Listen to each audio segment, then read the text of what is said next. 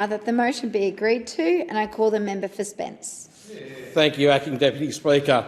I rise to speak on the motion moved by the member for Riverina here today. He's someone I have a lot of time for in this place. A reason, of course, was spending a very valuable week with the member for Riverina on a delegation to Kenya late last year, an extremely rewarding experience, a place where we did a bit of soil sampling, if I remember rightly.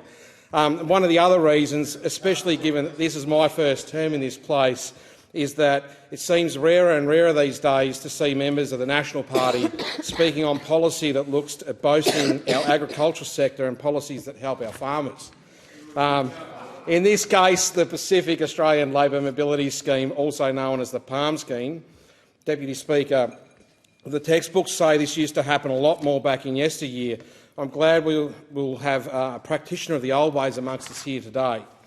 It is a really good thing to see as a member of the Standing Committee on Agriculture, and I really do mean that. From the P and PALM scheme, the name would indicate that this is a program that doesn't just provide a huge boost to our agriculture sector. It is one that provides a great deal of benefit to the workers from a number of our friends and neighbours in the Pacific region that come to Australia to work under the scheme, and to their families and to their local economies. And they number in the tens of thousands. In fact, as the member for Riverina's motion notes, that the number is somewhere in the vicinity of 35,000. 35,000 workers here working in Australia under this scheme.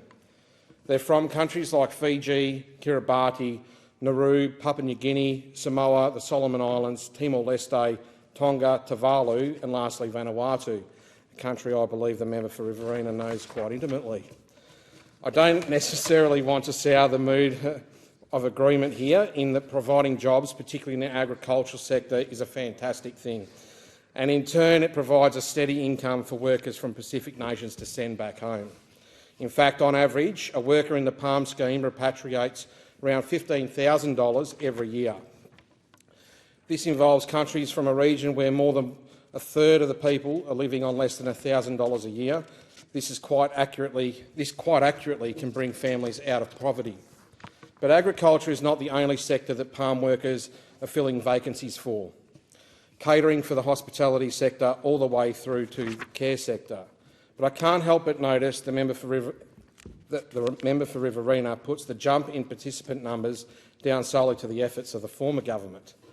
In the dying days of the Morrison government, the figure quoted of 25,000 is close enough to be accurate, but that jump by 44% to 35,000 in 7 months, 6 months earlier than projected figures had indicated, that it would be somewhat naive to the fact that the PALM scheme was a big item on the Albanese Labor government's agenda during the Jobs and Skills Summit that was held not long after the election.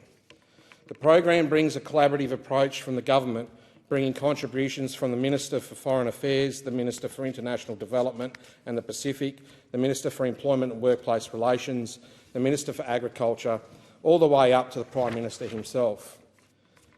With the inclusions in that list of the Minister for Employment and Workplace Relations, it draws me to another key distinction between the scheme under the previous government and the Albanese Labor government. We are making a focus on ensuring workers are treated fairly and not subject to horrendous conditions on their job sites. Ensuring a safe and respectful workplace should be just as important to us all as filling workforce shortages this scheme provides for. Any breach of the conditions of workers is serious, and I am glad the government views breaches of workplace laws of workers under schemes such as this to be serious. The story that gets painted of Australia by migrant workers can be clouded by the conduct of those who employ them. This can undermine the effectiveness of programs such as the PALM scheme and diminish our reputation abroad more generally. I'm sure this is something even that those opposite, who have seldom been friends and allies of workers, would see as a terrible thing. Deputy Speaker, I suppose we can try to look past what motivates us as long as we find ourselves at the same conclusion. Like those opposite, we see the inherent benefit of the PALM scheme. And with this government at the helm, I know this scheme can expand in a way that benefits us all. Thank you. The question is that